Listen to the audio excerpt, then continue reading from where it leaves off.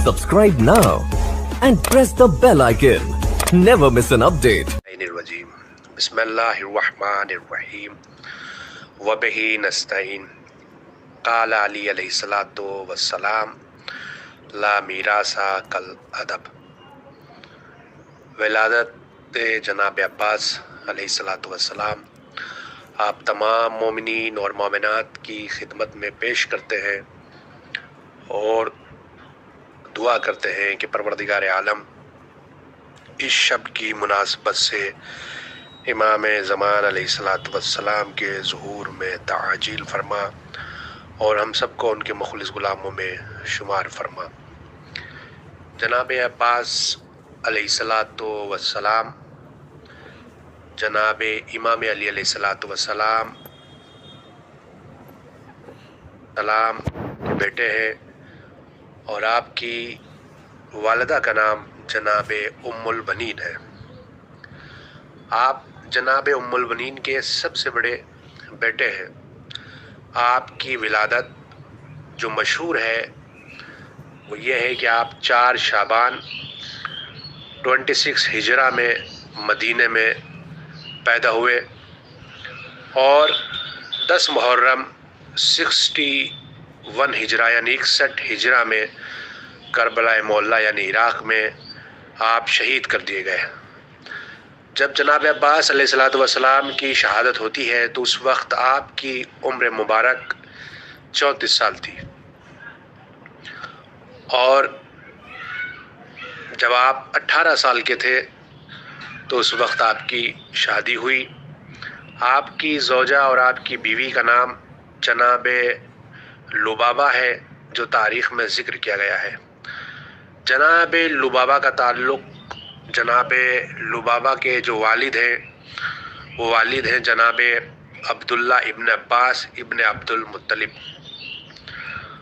और जनाब अब्बास के 2 बेटे तारीख़ में ज़िक्र किए गए हैं कि जनाब अब्बास के 2 बेटे थे। एक का नाम उबैदुल्लाह था और दूसरे का नाम फजल था। मैंने शुरुआत में अली इब्न अबी तालिब अलैहिस्सलातु वस्सलाम की जो हदीस बयान फरमाई है वो हदीस बहुत अहमियत रखती है।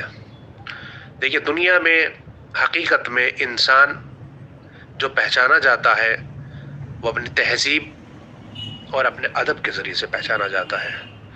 इसीलिए मौला अली अलैहिस्सलातु वस्सलाम ने हदीस इरशाद फरमाई और आपने फरमाया ला मीरासा कल अदब। दुनिया में हर इंसान मीरास छोड़ करके जाता है। जब वो इस दुनिया से जाता है उसकी कुछ ना कुछ विरासत होती है। कोई पैसा छोड़ करके जाता है, कोई विरासत के तौर पर औलाद छोड़ करके जाता है, ज़मीन जायदाद छोड़ करके जाता है। तरह तरह की चीज़ें बउनवान विरासत इंसान दुनिया में छोड़ करके जाता है। लेकिन सबसे बड़ी विरासत क्या है? उसके लिए मौलाई कायनात फरमाते हैं कि अदब से बढ़कर कोई मीरास नहीं है। यानी सबसे बड़ी विरासत का नाम अदब है, तहज़ीब है। अगर आप जनाब अब्बास अलैहिस्सलातु वस्सलाम का अदब देखना चाहते हो कि आप में कितनी तहज़ीब पाई जाती थी, आपका अदब क्या था, तो रिवायत के अंदर तारीख़ के अंदर आपके अदब को बयान किया गया है। तारीख़ कहती है कि जिस बज़्म में, जिस जलसे में, जिस जगह पर जनाब इमाम हुसैन अलैहिस्सलातु वस्सलाम बैठे हुआ करते थे, जनाब अब्बास जब उस बारगाह में तशरीफ़ लाते थे तो पहले इजाज़त लेते थे इमाम हुसैन से। इजाज़त लेने के बाद आप अपने भाई के बराबर में बैठते थे। रिवायत कहती है कभी भी जनाब अब्बास बग़ैर इजाज़त के अपने भाई के बराबर में नहीं बैठा करते थे। यानी कितना बड़ा अदब था जनाब अब्बास का कि जब भी आप अपने भाई की बारगाह में आए, अपने भाई की खिदमत में आए तो बग़ैर इजाज़त आप उनके पास, उनके बराबर में नहीं बैठा करते थे। ये एक बहुत बड़ा दर्स दिया गया। जनाब अब्बास ने अपने मानने वाले और चाहने वालों को बहुत बड़ा दर्स दिया कि जब भी किसी के घर में दाखिल होना, किसी की खुसूसी मीटिंग में दाखिल होना तो पहले इजाज़त लेना, उसके बाद उसके घर में, उसके जलसे में, उसकी मीटिंग में दाखिल होना। और इतना ज़्यादा अदब था जनाब अब्बास अलैहिस्सलातु वस्सलाम के यहाँ और इतनी चाहत थी जनाब अब्बास के यहाँ इमाम हुसैन अलैहिस्सलातु वस्सलाम को लेकर के کہ تاریخ میں ملتا ہے کہ کبھی بھی جناب عباس نے امام حسین کو بھائی کہہ کر نہیں پکارا۔ پوری ہسٹری اور پوری تاریخ آپ دیکھ لیجئے، جناب عباس نے کبھی بھی اپنے بھائی امام حسین کو بھائی کہہ کر نہیں پکارا۔ جب آپ پکارتے تھے تو کہتے تھے سیدی، میرے سید و سردار، میرے مولا، میرے آقا۔ یہ خطابات ہوتے تھے، یہ الفاظ ہوتے تھے جس کے ذریعے سے آپ امام حسین علیہ السلام کو پکارتے تھے۔ تاریخ کہتی ہے صرف ایک مرتبہ جناب عباس علیہ السلام نے امام حسین علیہ السلام کو بھائی کہہ کر خطاب کیا ہے، اور یہ اس وقت ہے کہ جب آپ 10 محرم 61 ہجرہ میں شہید ہو رہے تھے۔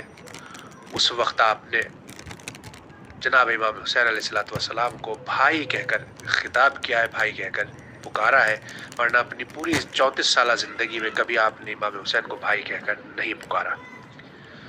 دیکھیے جناب عباس علیہ السلام جس مقام پر آپ کو نظر آتے ہیں کہ آپ کو باب الحوائج کہا جاتا ہے، آپ کے ذریعے سے دعائیں قبول ہوتی ہیں۔ آپ کا ایک لقب باب الحوائج ہے، یعنی حاجتوں کا دروازہ۔ یعنی اگر کسی کوئی منت ہو، کوئی دعا ہو، تو وہ اپنی دعاؤں میں جناب عباس علیہ السلام کو وسیلہ بنائے، پروردگار جناب عباس کے صدقے میں اس کی دعاؤں کو قبول فرمائے گا۔ آج آپ دیکھیے جناب عباس کو باب الحوائج کہا گیا۔ جناب عباس کا اتنا بڑا مقام ہے آج کہ آپ کو آج عباس نہیں بلکہ آپ کو با وفا کہہ کر کے پکارا جاتا ہے۔ جب جناب عباس کا نام ذہن میں آتا ہے تو فوراً وفا ہمارے سامنے آ جاتی ہے۔ عباس یعنی وفا، یعنی وفا کا تصور آپ کے یہاں پر سے آتا ہے۔ اتنی زیادہ وفا جناب عباس علیہ السلام کے یہاں پائی جاتی تھی۔ آپ جس مقام پر پہنچے، دیکھیے آپ نے کئی اماموں کا دور دیکھا، مولا علی علیہ السلام کا زمانہ دیکھا، مولا حسن کا زمانہ دیکھا، امام حسین کا زمانہ دیکھا، اور کربلا میں بھی امام زین العابدین علیہ السلام تھے، امام محمد باقر علیہ السلام تھے۔ لیکن جن کی امامت کو آپ نے دیکھا وہ 3 امام تھے، امام علی، امام حسن اور امام حسین، اور آپ نے ان کے ہاتھوں کو چوما ہے، اور ان اماموں نے بھی جناب عباس علیہ السلام سے محبت کی ہے، اور جناب عباس علیہ السلام کے ہاتھوں کو چوما ہے ان اماموں نے۔ اماموں کے ہاتھوں کو چومنا الگ ہے، لیکن امام اگر کسی کے ہاتھ کو چومے تو اس کا مطلب یہ ہے کہ اس انسان میں بہت بڑا کمال پایا جاتا ہے، اس کی آنکھ کے اوپر اس کا کردار بہت بلند ہے۔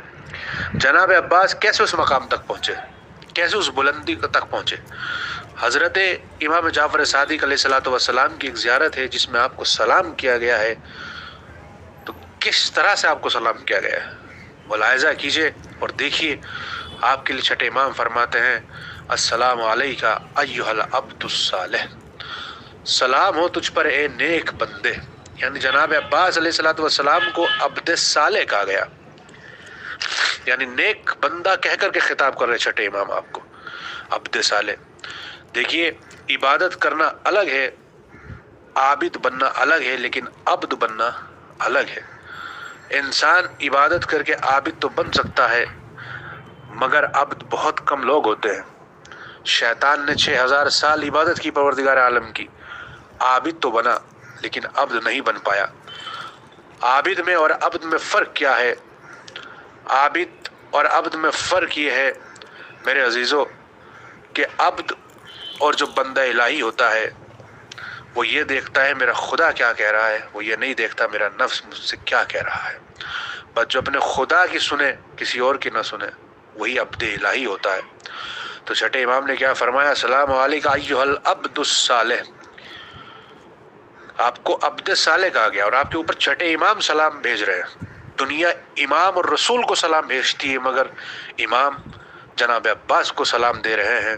آخر کیا فلسفہ ہے، کیا وجہ ہے کہ وقت کے امام یعنی امام جعفر صادق علیہ السلام جناب عباس کو سلام دے رہے ہیں؟ اس کی وجہ بالکل واضح ہے کہ آپ نے جس طرح سے اپنے وقت کے امام کی نصرت کی ہے، جس طرح سے اپنے وقت کے امام کی اطاعت کی ہے، جس طرح سے ان کی فرما برداری کی ہے، میرے عزیز دوستو، میرے جوانوں، میرے بزرگوں، تاریخ میں ایسی اطاعت بہت کم دیکھنے کو نظر آتی ہے، اور اسی اطاعت کی وجہ سے وقت کا امام آپ کو سلام کہہ رہا ہے، امام آپ کے ہاتھوں کو چوم رہے ہیں، آپ کو اتنا بڑا مقام ملا۔ تو کیا فرمایا؟ السلام علیکم ایھا العبد الصالح المطیع للہ، چھٹے امام فرما رہے ہیں آپ نے اللہ کی اطاعت کی، المطیع للہ والرسول ولامر المومنین، آپ نے اللہ کی اطاعت کی، رسول کی اطاعت کی، مولا علی کی اطاعت کی، والحسن والحسین، مولا حسن اور مولا حسین کی اطاعت کی۔ جو ان لوگوں نے کہا وہ آپ نے سنا۔ آپ کی اطاعت کا مقام کیا تھا، آپ کی اطاعت کس بلندی پر تھی، آپ ملاحظہ تو کیجئے، غور تو کیجئے کہ جناب عباس علیہ السلام کتنے بڑے شجاع تھے، کتنے بڑے بہادر تھے، مگر جتنے بڑے شجاع تھے آپ، جتنے بڑے بہادر تھے آپ، اتنی زیادہ آپ کے اندر اطاعت بھی پائی جاتی تھی، اتنا زیادہ آپ اپنے نفس پر کنٹرول بھی کیا کرتے تھے۔ جب مولا حسین نے فرمایا بھیا عباس یہاں پر سے خیمے ہٹا لو، تو آپ مجھے بتائیے جناب عباس نے ایک مرتبہ بھی پلٹ کر کے یہ نہیں کہا کیوں خیمے ہٹا دیے جائیں، آخر وجہ کیا ہے؟ میں تو شجاع ہوں، بہادر ہوں، میں یزید کے لشکر کو پلٹ کر کے رکھ دوں گا، ختم کر دوں گا، مگر آپ یہاں پر سے خیمے مت ہٹوائیے۔ مگر تاریخ ہسٹری میں کہیں نہیں ملے گا کہ جناب عباس نے پلٹ کر کے امام حسین سے یہ کہا ہو۔ نہیں میرے عزیزو، جیسے ہی کہا بھئی عباس یہاں سے خیمے ہٹا لو، جناب عباس نے اپنے خیموں کو وہاں پر سے ہٹا لیا۔ یہ اطاعت کا ایک بہت بڑا نمونہ ہے اور بہت بڑی مثال ہے۔ اس کے بعد جب آپ پانی لینے کے لیے جا رہے تھے سکہ سکینہ بن کر کے، تو ہاتھ میں آپ کو نیزہ تو دیا گیا، تلوار نہیں دی گئی، اور جب کہا کہ جنگ نہیں لڑنا ہے، پانی لانا ہے سکینہ کے لیے، تو آپ سوچے اور غور کرے، اتنا بڑا شجاع، اتنا بڑا بہادر انسان اطاعت حسین کو کس طریقے سے، اطاعت حسین کے اوپر عمل، کس طرح سے امام حسین علیہ السلام کی اطاعت کر رہا ہے، کس طرح سے فرما برداری کر رہا ہے اپنے وقت کے امام کی، کہ پانی لینے کے لیے تو گئے، مگر میرے عزیز دوستو جناب عباس علیہ السلام نے جنگ نہیں کی، تلوار نہیں اٹھائی، کیونکہ بھیا نے منع کیا تھا۔ مسئلہ بھائی کا نہیں تھا، مسئلہ وقت کے امام کا تھا کہ میرا وقت کا امام مجھ سے کیا کہہ رہا ہے۔